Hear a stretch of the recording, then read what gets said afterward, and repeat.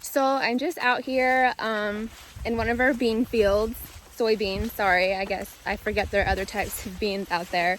But yeah, I am just looking for weeds, water hemp mainly, to pull and just kind of checking on things to see how it's going. So I planted these soybeans on April 20th. So I just did the math, and that was 116 days ago, or 3 months and 25 days. So, but yeah. So these are a 2.5, yeah, these are a 2.5 maturity. Oh shoot. So I'm actually walking between our field and the neighbor's field. You can kind of tell like where the line is. A little bit further down, there's like a bigger gap. And then you can kind of see the post at the very end of the field by the pickup. And that is just like marking like the field boundaries. So I actually backpack sprayed this Harness East field probably about a month ago now.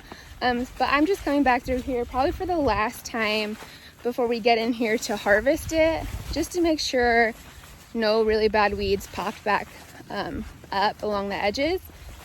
So yeah, our biggest weed issue is water hemp.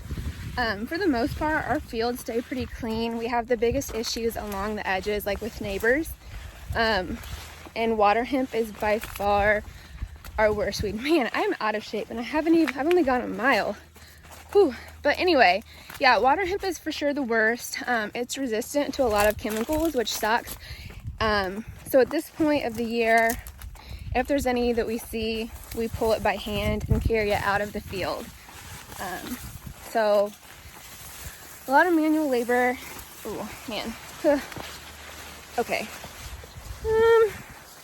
Sorry. Yeah, but like I said, water hemp's the worst. It's resistant to a lot of chemicals, and each plant can produce like 250,000 seeds, which is just nuts. Okay. But yeah, it's not something that you want to be around for the next year. You want to take care of it before the problem gets exponentially worse. I did find a water hemp that had popped through. So those are the beans. This is the water hemp plant. So we like to pull it like completely out.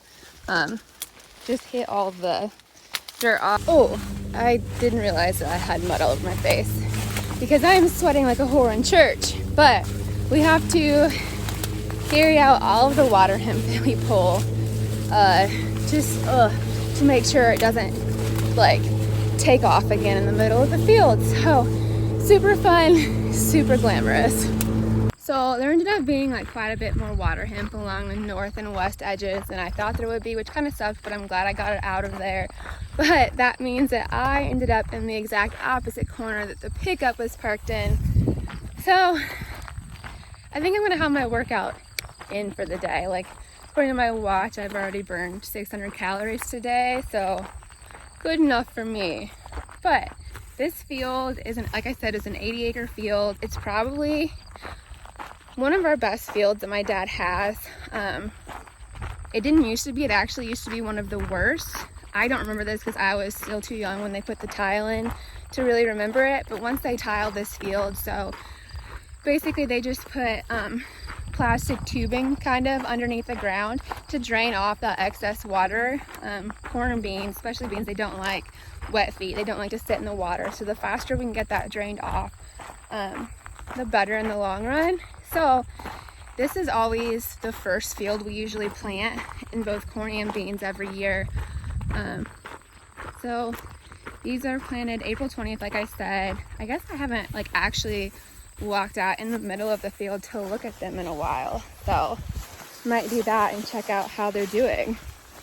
So this 80-acre field, these are extend beans. So they were sprayed with dicamba. They were planted early enough to be sprayed before the Indiana cutoff date. So just looking, maybe if we can get down here. So actually they've actually got quite a few pods on them. Holy cow. Look at all those suckers. Holy freaking cow. Man, I wasn't expecting them to look quite that good. This is awesome. Oh, even have a 4-bean pod. But yeah, Anyway, these were also sprayed with fungicide and insecticide. Probably just a few weeks ago. I think Dad sprayed them. I would have to say that these will probably be our best beans this year. Holy cow. I mean, look at all of that. These are, wow.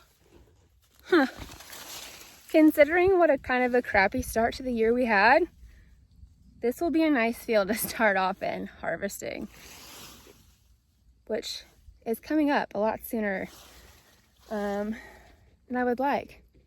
Summer is almost over.